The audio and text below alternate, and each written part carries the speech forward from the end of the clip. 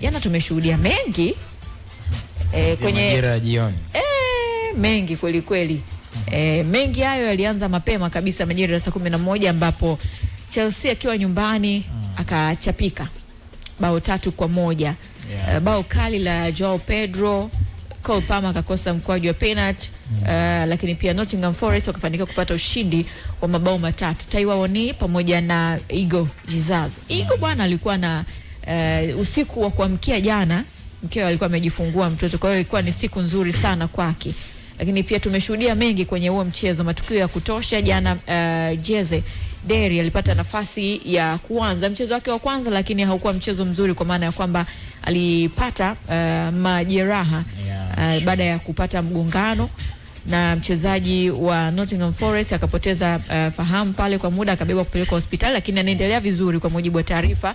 Lakini tukianza hapo kwenye hilo tukio ambalo lilitokea kati ya Jeze Deri na mchezaji yule wa Nottingham Forest, ambapo ilikuwa ni 50-50, mpira wa juu ameuania, alafu wakaanguka wote na ikawa ni mkwaju wa penalty. Was it a penalty?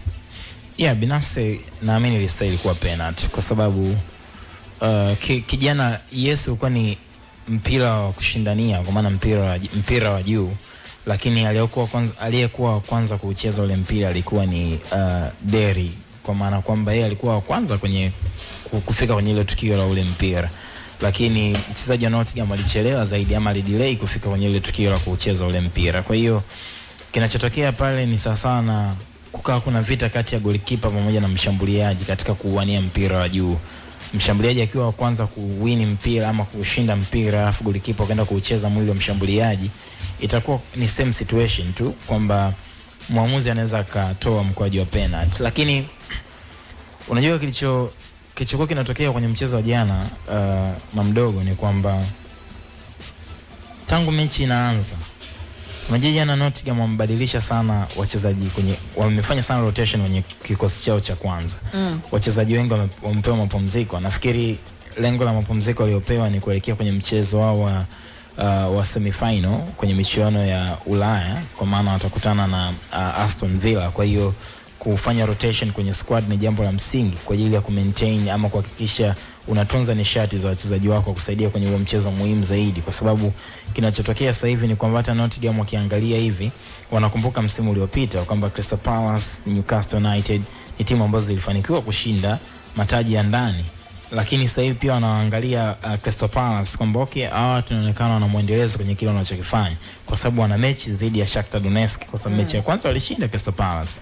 Kwa hiyo Nottingham na nyeli inawapa morali zaidi kwamba atukutana na mpinzani rahisi, lakini tunaweza tukafanya jambo. Sasa licha ya mabadiliko ambayo waliyafanya jana, lakini Chelsea walishindwa kumood ushindani ama walishindwa kumood intensity na hali ya ushindani kutoka Nottingham Forest. Unajua mimi sikatai kwamba Chelsea wana hali mbaya kwa wakati huu, lakini kuna aina magoli club kama sio tu club kama Chelsea, kuna aina magoli kwenye level ya Premier League.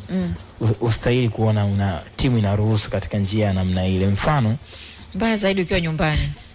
Unajua Chelsea wanasumbuliwa, kuna Chelsea kuna Liverpool. Wanasumbuliwa sana na kudefend ya magoli ya back post defending, yani kuzuia mipira ambayo inapigwa kwenye nguzo ya pili kwenye ile milingoti mitatu, iwe cross ama uwe mpira wa kutengwa, wanapata tabu sana. Goli la kwanza jana unajiuliza Malo Gusto, come on, kwenye position kama ile Malo Gusto anaruhusu vipi mshambuliaji anakuwa mbele yako? Unajua kwenye kudefend ukiruhusu mshambuliaji awe mbele yako, alafu kati yako wewe na mlinzi mwingine kuna gap katikati yenu la kutosha, huyo mshambuliaji anakuwa kwenye comfortable, anakuwa huru zaidi. Kwa cross ikipigwa anakuwa kwanza kucheza, kwa sababu atakuwa anamtegea yule mlinzi wa mbele yake. Kwa alikuwa ni Chalobah, kwamba Chalobah akiukosa mpira mimi ni wa kwanza kuweka mpira kwenye wavu. Lakini angalia goli kuna goli la penalty lilitokea. Angalia goli Malo Gusto. Malo Gusto amekuja kufanya kosa la aina, yani uko ndani ya box unavuta jezi ya mpinzani, kwa sababu unategemea nini? Unajua ile Malo anatakiwa kushukuru sana, alikuwa kwenye mstari mmoja na wakina Tosin. Lakini iwe ni transition kwamba Nottingham Forest wanajibu shambulizi, ama umeshambulia kwa kushtukiza, alafu Malo ni mtu wa mwisho kwenye ile tukio, umevuta jezi wakati kuna cross inapigwa na Awoni anakuwa kwenye position nzuri zaidi ya kwenda kuattack ule mpira, ile ni red card. Kwa sababu unakuwa umemdeny, yani umemnyima fursa Awoni ya kwenda kuweka mpira kwenye wavu, ukizingatia umbali, ukizingatia pembe, lakini pia ukizingatia distance kati ya mlinzi mmoja na mlinzi mwingine. Kwa shukuru pia alipata hiyo kadi ya njano kwenye ile tukio, kwa sababu pia kwenye mstari wake ule ama kwenye ile eneo kulikuwa kuna walinzi wengine ambao walikuwa na uwezo kufanya recovery. Goli la 3 bado timu ina struggle ku defend cross, timu inapata wakati mgumu ku defend transition.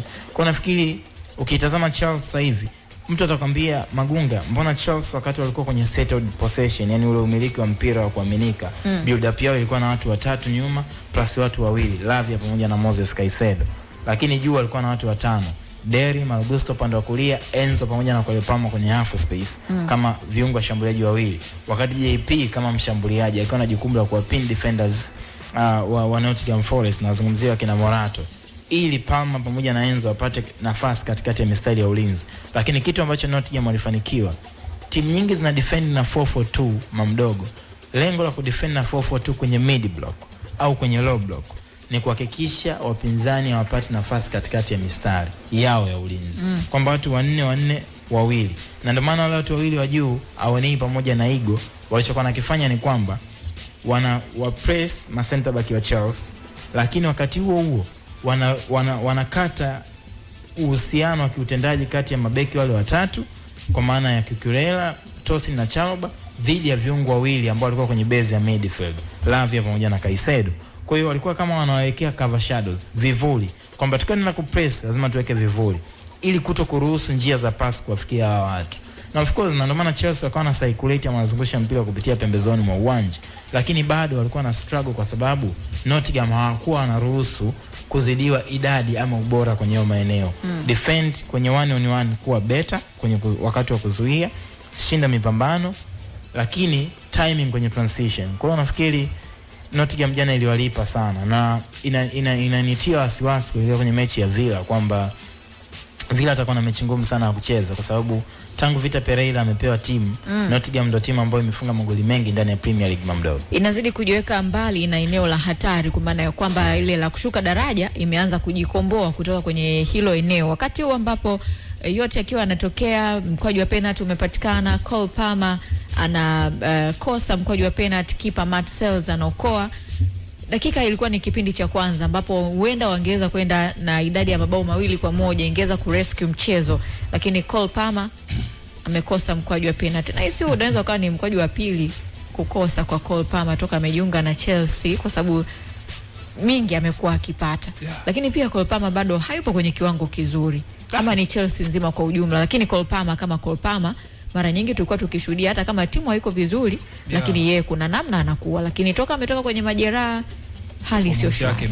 Mimi ni moja kati ya watu ambao nilikuwa naamini kwenye kile kwa Palmer amekuwa anafanya, lakini toka ametoka kwenye majeraha vitu vingi vimekuwa vinamwendea tofauti. Kuna baadhi ya moment ambazo anatakiwa kuamua tu mechi yeye kwa miguu yake, vitu vimekuwa vinaenda tofauti. Inawezekana pia performance ya timu inachangia, lakini kuna ile ukianza kuangalia kitu kimoja unaona performance pia kwa Palmer ni sababu ya timu kuwa hivi ilivyo, kwa sababu unajua kuna imani kubwa ilitengenezeka kwenye mafanikio ya Chelsea, matokeo yanayopata pia kwa Palmer alikuwa anachangia kwenye utengenezaji wa nafasi, ufungaji wa magoli.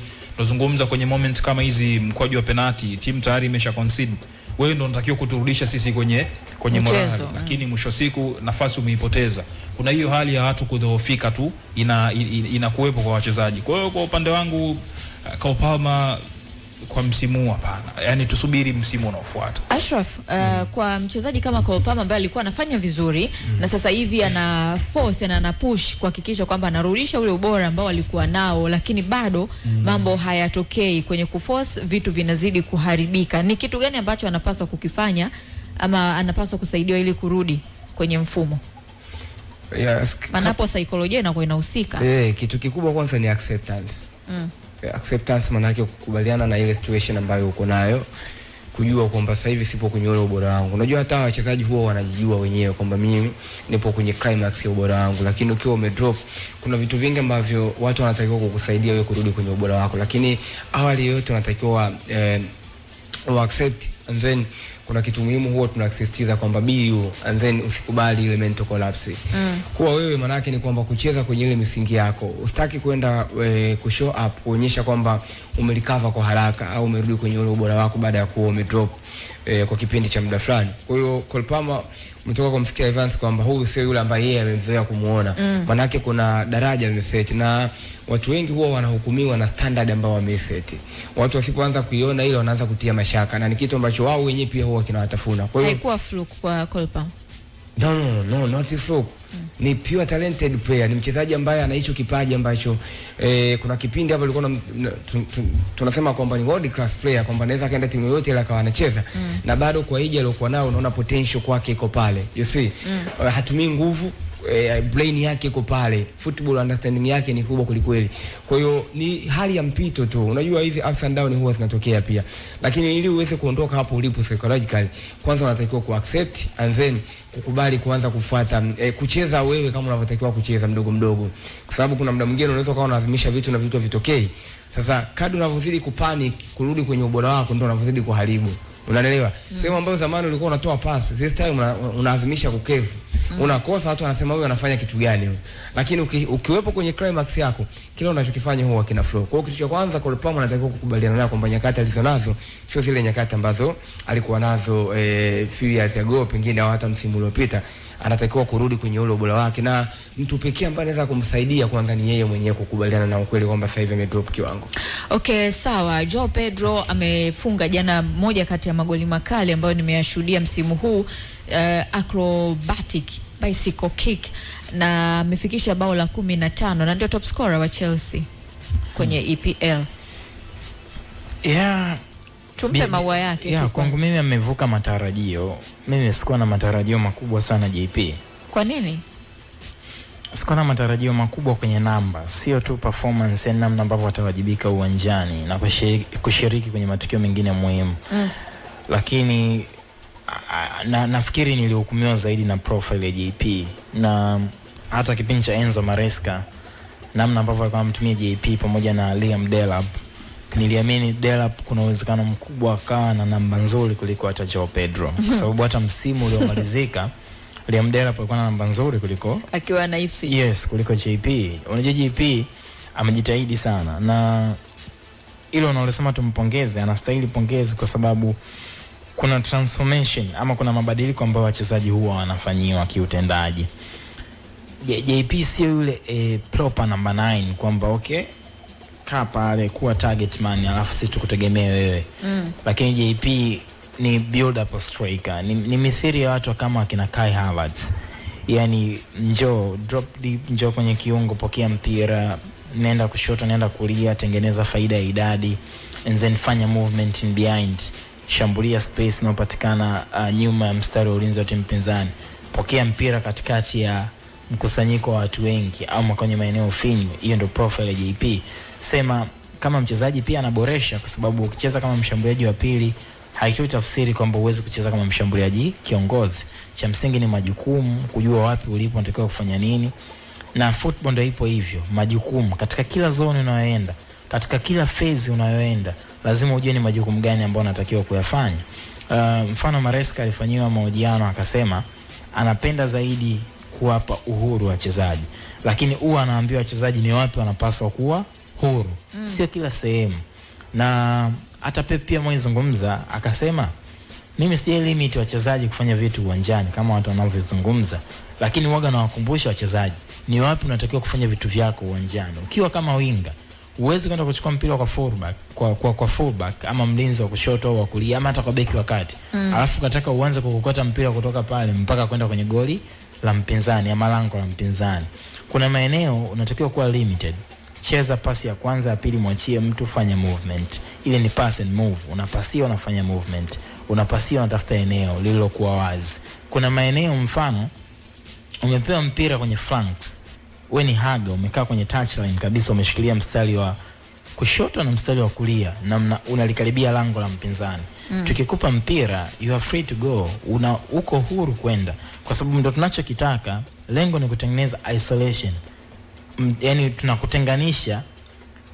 tunamtenganisha kati ya fullback na wasaidizi wake, ili winga wetu sisi apate hiyo advantage dhidi ya fullback kama mchezaji mmoja wa timu pinzani. Kwa kama mbaki kwenye 1-on-1 vita mmoja dhidi ya mmoja, drive, ondoka na mpira, fanya kila kitu unachoweza ili kumpita huyo mlinzi. Kwa hiyo nafikiri ni kitu kizuri kwake, na hizo numbers zinamuongezea assurance ya kuwa kwenye squad ya World Cup. Kazi ya ziada inatakiwa kufanyika sana kwa klabu ya Chelsea, ambayo bila shaka kila mmoja anaona kwamba viwango vya wachezaji vinazidi kushuka day after day, na hii huu unaweza ukaa sana ule msimu wa 2022-2023 Chelsea ilimaliza nafasi ya 12. Hata wakina Stuart Lawrence nafikiri wakina Christopher Vevey wamekubali kwamba this season hata kama tutapata conference ni bonus kwa hali iliyopo. Hali sio shwari kwa kweli. Kwa hiyo I believe pia kuelekea msimu ujao Jessica, ili nakuahidi mimi, na likishindwa kutokea nitakupa shilingi 500,000. Unaniahidi nini? I'm so sure Chelsea watabadilisha ile sporting structure yao, ule muundo wao wa kiuongozi. Lakini pia naomba usiongeze maneno mengi. Watabadilisha na kuongezea la mwisho. Chelsea watabadilisha pia policy ya usajili. Hawatasajili vijana peke yao, wataenda kusajili na wachezaji ambao wana uzoefu ndani ya Premier League. Asante. 500,000. Jamani, nimeahidiwa 500,000. Naiwaza 500,000 sasa. Na 500,000 yangu iko pembeni. Au nikutangulizia 20% ya 500,000. Tusubiri tu, na 500,000 yangu iko pembeni hapo. Mambo ya Chelsea, Nottingham Forest tunawapongeza, jana wameonyesha ukomavu, wameonyesha ukubwa, wameonyesha namna gani ambavyo wanahitaji Premier League. So wacha tuendelee kuona katika hii michezo mitatu ambayo imebaki nini ambacho kitatokea. Lakini kuna game dhidi ya Liverpool hapo inafuata. Kuna game dhidi ya Tottenham Hotspur hapo inafuata kwa upande wa Chelsea, na game ya mwisho itakuwa ni dhidi ya Sunderland na atakuwa ugenini. Hiyo ni michezo mitatu ambayo Chelsea anaisubiri ama inamsubiri mbele. Kitu pekee ambacho mimi naweza kukisema kwa uhakika, angalau Chelsea kwenye hiyo michezo mitatu anaweza kuokota angalau alama 3 au 1. Mimi alama 3 za Spurs na uhakika nazo 100%. Mambo ya uhakika siataki tena. Spurs mwenyewe mimi yani Spurs mwenyewe yuko katika hali mbaya. Mimi na nasema nataka sana hizo alama 3 kwenye game 100%. Nina uhakika alama 3 za Chelsea ziko kwa Spurs. Naomba tufunike hilo jambo kwa sasa. Huyo ana uhakika, ila mimi ninachoona Chelsea katika hiyo michezo mitatu anaweza kuambulia alama 3 ambazo ni 3 au 1. Yani katika hiyo michezo mitatu 3 au alama 1. Hizo alama 3 ni mtu atafungwa au ni sare zote? Sijui itakavyokuwa, lakini michezo mitatu alama 3 au 1. Siongei kwa ubaya wala siongei kwa kuiponda, kwa sababu ni klabu yangu na naona kinachoendelea. So wacha tuache kama ilivyo, wakati ambapo pia tumeshuhudia mchezo mwingine. Man City nao jana wameangusha alama 2 wakaondoka na alama 1. Everton nao wakaangusha alama 2 wakaondoka na alama 1. Alikuwa nyumbani ni Everton. Wakatoka sare bao 3-3 dakika za jioni. Mimi ninachokipendega Man City bwana, kwa chochote kitachotokea wao wanapush hadi mwisho. Yani haiishi mpaka imeisha. Manake hiyo ndo character ya timu kubwa.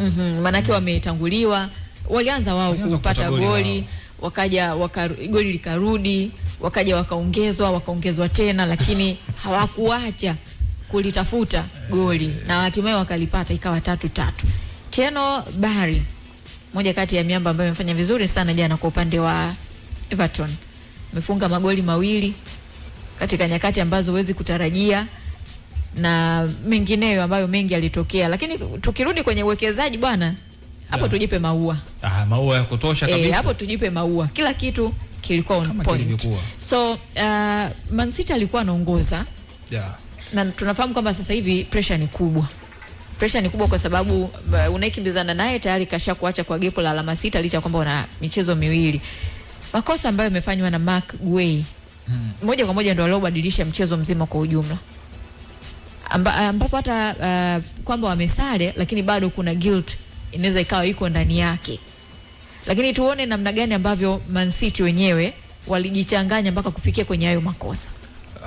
Kitu ambacho mimi nimekiona ni namna ambavyo kulikuwa kuna hiyo hali ya wachezaji kujiamini sana. Unajua ukiachana na kosa ambalo alifanya Magehi ambaye anapiga pasi kimini kinaishia njiani watu wanaondoka nayo. Pasi kimini. Pasi kimini haifiki mwisho. Kuna makosa pia alifanya Kusanov. Sio mara moja. Kusanov jana pia alikuwa na makosa. Yes. Kwa hiyo unajaribu kuwaza ni eneo la ulinzi la Man City lilikuwa lina makosa mengi sana jana. Ni utimamu tu wa Everton. Walikuwa wanaweza kuondoka na zaidi hata goli 4. Bari jana alikuwa na uwezo wa kupasia kambani goli 3. Kuna nafasi ambayo Iliman Ndiaye amelazimisha tu. Alikuwa na uwezo kupiga pasi rahisi sana mtu anafunga goli kama ambavyo ilikuwa ni goli la kwanza anafunga Bari. Yes. It happened easy, lakini vitu havikwenda sawa kwa Iliman Ndiaye. Ametaka kuonyesha ujeje hiyo kocha jana, lakini naamini mistake kwenye eneo la ulinzi la Manchester City ndio limegharimu kile ambacho kimetokea, kwa sababu game ilikuwa kwenye mikono yao. First half wamecheza vizuri sana mpaka wanakuja wanapata goli la Jeremy Doku. Cheza vizuri sana na ni mechi ambayo nilikuwa naamini kwamba kuna kila dalili na kuonyesha City wanahitaji mechi kwa udi na uvumba, lakini ambacho kinakuja kutokea ni namna ambavyo walikuja kureact Everton kwenye second half. Yani kwa nini turuhusu hawa watu watutawale wakati uwezo wa kufanya hivyo vitu sisi tunao kupitia makosa ya hawa wachezaji wao? Kuna kitu kilikuwa kinazungumzwa kabla ya kuja international. Baadhi ya pressure ambayo ilikuwa inapelekwa na wachezaji, naamini na wenyewe wanajua kabisa Donnarumma hana footwork nzuri mguuni. Sio mtu wa kumrudishia mpira anytime. Na ndio maana unaona kuna kitu tu, sio anaamini kitu tu ambacho ndio uhalisia. Sasa hiyo sio maoni, hiyo ni fact. Yes, yani kuna hiyo hali ya wachezaji, kuna nyakati mtu analazimisha tu kukana mpira mguuni, ni heri uje uchukuliwe kuliko kupiga pasi golini, kwa sababu unajua mwisho siku ikipigwa ile tunasema yoyote na upate. Issue inakuwa kwao kwenye kuupata tena huo mpira. Unajua City imekuwa ni moja kati ya timu ambayo inatumia energy kubwa sana kuutafuta mpira. Ni kwa sababu wanajua madhara ya kuupoteza. Na ndio maana ukiangalia Pep amekuwa na goalkeepers ambao ni outdated. Yani lazima goalkeeper ahusike kwenye kuucheza mpira kwenye nyakati ngumu kama zile ambazo tunaamini hakuna option. Siwezi kwenda kulia, siwezi kwenda kushoto. Option yangu ni goalkeeper. Anaweza kawa na usahihi wa kupasia kutoka eneo moja kwenda eneo lingine, lakini ukitazama kwa Donnarumma inakuwa changamoto. Angalia situation ya Kusanov anaporwa mpira. Alikuwa na option ya kugeuka na kupiga back pass, lakini tayari kuna hiyo fear kwamba huyu sio mtu sahihi, naweza nikapasia, kukawa hakuna option nyingine. Wakikumbuka matukio ya mechi ya Arsenal, karudishiwa mpira, amedelay, watu wamefika mguuni, kapiga mpira mgonga mtu huko kambani. Kwa hiyo kuna hizo situations zile zinatokea kwenye eneo lao la ulinzi, la hiyo hali ya kujiamini, kwa sababu pia kuna hali ya kutokujiamini vile vile kwenye eneo lao la mwisho huko nyuma, kwamba tukipiga pasi hapa ni tatizo. Kitu kingine ambacho kilikuwa kinatokea, sikuona mtu ambaye alikuwa na huo uwezo wa kuchukua mpira kutoka eneo moja kwenda eneo lingine. Nimewahi kuona Magehi kwenye baadhi ya michezo amekuwa na drive mali mwenyewe, lakini jana ilikuwa inashindikana. Lakini hapo inategemea pia na nature ya shindani ambaye mpo naye. Yes, pressure ilikuwa kubwa sana. Yani Everton kuna namna walikuwa na press kwa nguvu mno, kwa sababu wanajua baadhi ya udhaifu wa wachezaji, kwamba tuweke shinikizo pale, mpira ukihamia hapa ndo sehemu yetu rahisi ya kwenda kuwini. Kwa hiyo kwangu mimi jana naamini eneo la ulinzi la City ndio liliwagharimu kupata kile walichokipata. Uzuri wa eneo la yani kwa timu ya Man City, eneo la ulinzi linakupa maudhi, eneo la ushambuliaji linakupa furaha. Jeremy Doku jana ni kawaida yake kuhakikisha vitu vinakaa sawa, lakini jana pia alikuwa na kiwango kingine extra kuhakikisha kwamba Man City ilali na njaa. Unajua Jeremy Doku ni miongoni mwa viungo washambuliaji msimu ambao wamekuwa na ubora mkubwa sana. Kwa bahati mbaya kwetu huku watu wanadai takwimu za kufunga na kuassist, lakini Jeremy Doku amekuwa sehemu ya mafanikio makubwa ya City kwa msimu huu.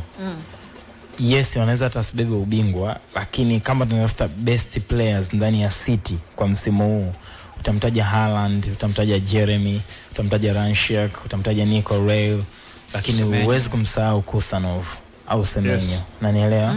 Na hata walinzi ambao tunawazungumzia, I think kwa hiki kipindi cha yani ndani ya hizi mechi 10 za mwisho za Premier League, nafikiri nikitafuta zile best partnership kwenye defense, partnership nyingine ambayo ilikuwa inanivutia ni McGuire pamoja na Kusanov. Yes, jana tu kuna wakati mechi inaweza kukuendea ndivyo sivyo. Mfano hata goli ambalo wameruhusu, goli la kwanza wanasema okay, fair play, hakuna namna, ishatokea. Lakini pia angalia hata ile chance ambayo ilipata Iliman Ndiaye alishindwa kuitumia. kulikuwa kuna changamoto. Yes, kulikuwa kuna moja kwa changamoto kuna ile ambayo ulikuwa unaona kabisa hili ni goli hili. Unaona ilikuwa ni changamoto ya Kusanov pamoja na Mateus Nunes. Yeah. Baadaye ni Kusanov pamoja na Maguire. Kuna scenario moja Maguire alienda kuiokoa kama unakumbuka. Yes. So kinachotokea nafikiri pia kuna mechi nyingi msimu huu City wanatakiwa kumgeukia Donnarumma na kusema okay, yani ndio tafsiri ya kwamba tuna golikipa bora duniani kwa wakati huu. Kwa sababu jana bila Donnarumma inawezekana ingekuwa zaidi ya magoli 3 kama ambavyo wenzangu walikuwa wanazungumza, au kuna baadhi ya mechi bila Gig Donnarumma inawezekana City alikuwa anadondosha hata alama 2 au alama 3. Nafikiri kitu kingine ambacho Pep inawezekana yeye anakifahamu kwa wakati huu ni kwamba kuondoka kwa Ederson amekuja Donnarumma anakuongezea zile save percentage. Ata save sana, lakini kuna factor moja inapungua, uhatari wa City kwenye build up.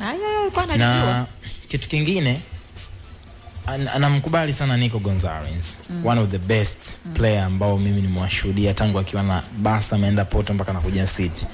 Lakini uzuri wiki iliyopita Nico alikuwa anafanya mahojiano, walikuwa kwenye mgawa mmoja wa Kihispaniola pale kwenye jiji la Manchester, Nico pamoja na Rodri. Nico alikiri kwamba I'm trying to do, yani najitahidi kufanya katika ubora, lakini bado sifiki kwenye ubora ambao wewe upo nao.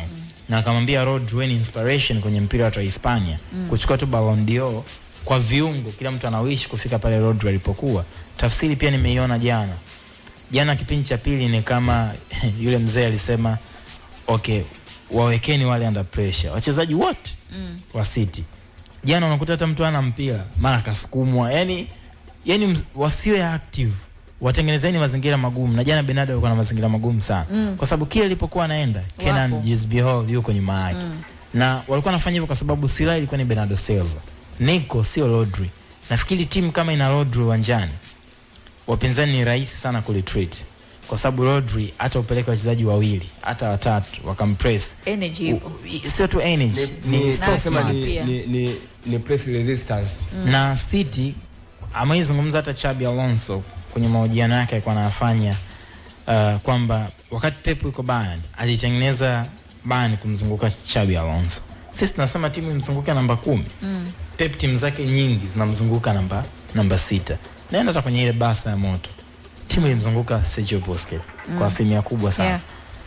Nenda Bayern tunamzungumzia Thiago Alcantara, Xabi Alonso. Njoo City tunamzungumzia Rodri. Yani system ya City ipo ndani ya miguu ya Rodri, na ndio maana Rodri anapokosekana system ya timu kiutendaji inaathirika. Haitoi tafsiri kwamba mwingine kama mbona wanashinda lakini Rodri anapokuepo timu inashinda kwa swaga. Yani unaona kabisa kuna urahisi. Yani kuna urahisi ndani ya City. Kwa nafikiri Pep anatakiwa kuelekea msimu ujao, kama ataendelea kuwepo, atafute solution mwarobaini kwamba hivi ikitokea hata Rodri ni mzima, siku nampumzisha, timu yangu namna gani na survive uwanjani. Wakati huo hivi kikao cha kumjadili Phil Foden kilikalika? Bado. Tutakikaa lakini sio leo. Tutakuwa tuna kikao kizito sana cha kujadili performance ya Phil Foden, lakini wakati huu unajiandaa kubeba maua ya blue na nyeupe kwenda nayo Hill Dickinson kumpelekea David Moyes. David Moyes kwa namna ya kipekee na namna kubwa sana ameendelea kuonyesha ukubwa wake akiwa na kikosi cha Everton ambacho kuna wakati kabla ya kufika pale alikuwa kilikuwa katika hali mbaya sana, na hata uchezaji wake ulikuwa ni tofauti na huu ambao tunaushuhudia. Lakini kwa hivi sasa unaiona timu ambayo hata wewe ukienda kucheza nayo kuna wasiwasi unakuwa nao kwamba muda wote huyu anaweza akafanya jambo lolote, na hususan amekuwa ni mwepesi kwenye kubadilisha namna ambayo amekuwa akiitumia. Mfano kama jana tumeona kipindi cha kwanza ambacho alikuwa kuna namna alikuwa ameelemewa, lakini kipindi cha pili akaja na mabadiliko, tena mabadiliko sio madogo, makubwa yaliyopeleka kupata mabao 3. So nafikiri ni pongezi ambazo anapaswa kupewa licha ya kwamba ni kazi yake, lakini kuna namna. Na maana kuna zawadi kwa mshindi pia. Yeah, kuna namna. Lakini jana of course aliwapa game ngumu. Unajua jana mimi nilijimaliza. To be honest, wakati tunafanya analysis hapa. Asante kwa kukubali. Na admit na nikasema kwamba hii ni fact kwamba Pep Guardiola anaenda kushinda hii mechi. Lakini alichokifanya David Moyes jana, unajua kwa muda mrefu alikuwa kwanza amechili tu pale wakati Pep Guardiola anasimama. Alikuwa amechili kwa muda mrefu sana, anaangalia ile game. Kipindi cha kwanza hajasimama sana. Mimi nilikuwa sivutii namna ambavyo Everton wana disturb Man City kwa kiasi kile. yani hawa enjoy. Huyo Bernardo kuna muda alikuwa haonekani kama ambavyo Magongo alikuwa anasema. Yani huo uhuru wa kufanya vitu hauonekani. Umeona hata yale magoli ambayo yamefungwa jana. Ni individual brilliance. Yani sio kwamba ni timu wa akili. Ukiachana hata na ile goli ambalo ilipigwa through ball akakimbilia Haaland akaenda kucheza. Lakini magoli yote mawili ambayo kayafunga Yerry Mdoku yalikuwa ni magoli ambayo ni uwezo wa mtu binafsi kwamba bwana hapa mimi naibeba City mabegani na attempt na kevu. Ikienda it is okay. But shughuli Jessica tumeangalia wote jana game. Nilikuwa nakwambia yani ili goli moja hili. Na hata wakati ile goli linafungwa nilikuwa naambia Jessica hao jamaa anafungwa muda sio mrefu. Kwa sababu kwanza shughuli ilikuwa inataka kuharibika kwenye movement ya kwanza tu. Beto alikuwa anaenda kuwafunga wale. Before. Yeah. Kabla tu hata City hajapata ile goli. Beto naye tutachukua fimbo tumchape kwa sababu jana alikuwa anavifanya sio. Walikuwa wanapata goli. But congratulations ndo Premier League. Usiende na matokeo yako jamani. Hii sio ligi kuu jamani. Jamani Premier League. Tofauti ya Premier League na ligi kuu. Ile ni hapo sasa ndo yale. Hebu tuache kwanza lakini mimi sisi tumekuelewa ulichomaanisha. Lakini ile ni EPL. Yani unamaanisha kwamba ile ni EPL. Surprise muda wote yani. Unaelewa. So, tena kwenye nyakati kama hizi, surprise wewe unakutana nacho chochote kile yani hauna huo uhakika moja kwa moja. Kwa sababu jana Pep Guardiola alikuwa anajaribu kufanya kila kitu yani. Lakini wale jamaa alafu nilikuwa napenda kwenye transition. Unajua wale vijana wote kila mmoja yani anacheza kwa passion. Wakishika mali hawahitaji mambo mengi, pas 3 4 washafika. Alafu wanakutana na space za kutosha watu wakiwa wamesha overlap. Uhakika sana. Erling Haaland kafunga bao la 25 jana, bado hana mpinzani, anayemfuatia na magoli 22, bado magoli matatu, mechi ndio hizo bado 3. So Igor Thiago anaweza kafanya chochote kwenye hizi mechi zilizosalia, lakini kumfikia Haaland anahitaji magoli mengine 3 ya ziada. Yes, sio mengi kwa sababu Brentford ni miongoni mwa timu 5 za juu ambazo zimetengeneza nafasi nyingi zaidi msimu huu. Okay, sawa. Wakati huo pia David Raya jana baada ya ile game amepata ama ndo amefikisha idadi ya clean sheet ambazo haziwezi kuvukwa na golikipa yoyote. Na hii ni mara ya 3 mfululizo. Clean sheet 17 kwenye mechi 35. Kama ambavyo nilisema mwanzo kwamba imebaki michezo 3 kwa timu zingine lakini michezo 4 kwa Man City, na goalkeeper wa Man City Gianluigi Donnarumma ndo ambaye ana clean sheet 13. Kwa hiyo kama atafanikiwa kupata kwenye hizo 4 zilizosalia, manake naye pia atapata Golden Glove, atafikisha 17. Lakini otherwise David Raya tayari ya kwake ni uhakika anayo. Naomba tusimzungumzie sana kwa sababu tutakuwa tu ni kama tunafanya marudio. Yani unajua kuna namna kuna mtu anaweza akafika kule alikofika kina Ederson na Alisson Becker. Clean sheet 25 plus. Kwa hali hii inavyoenda.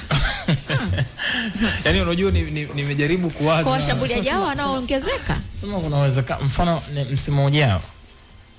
Umesema Donnarumma bado ngapi afikishe kama anakuzo 13 na mechi zimebaki 4. Anaweza kafika 17. Anaweza kufikisha 17. Ila David Raya anaweza kufika 20. Yes. Mimi na uhakika msimu ujao, kuelekea msimu ujao. Raya pamoja na Donnarumma anaweza kahiti hizo namba ambazo tunazitaja hapa. Okay, sawa. Tuna mechi kubwa sana usiku wa leo, UEFA Champions League. Leo ndio mechi ya maamuzi, nani anaenda mbele na nani anarudi nyumbani, kati ya Arsenal dhidi ya Atletico de Madrid. Kule Wanda Metropolitano walimaliza kwa sare ya bao 1-1. Tuliyashuhudia mengi kwenye ule mchezo. Leo huenda tukashuhudia mabadiliko ya namna yake, lakini je, nini kitabadilika? Hilo ni swala la kusubiri, ila tuangalie namna ambavyo mchezo unaweza ukawa kulinganisha na ule mchezo ambao ulipita. Naamini bado ni mechi ngumu, na unajua inakuwa ni mechi ngumu kwa sababu ya nature ya matokeo yalivyo, na kinachofanya mechi inaendelea kuwa ngumu zaidi, hakuna goli la ugenini. Yani unajua kuna mazingira yanaendelea kutengeneza mechi kuwa mechi ngumu, lakini mimi ukiniuliza nafasi iko kwa nani, bado nafasi tabaki kwa Arsenal. Yuko Emirates. Sema ambayo amekuwa na imani kubwa sana na matokeo kuliko eneo lingine lolote.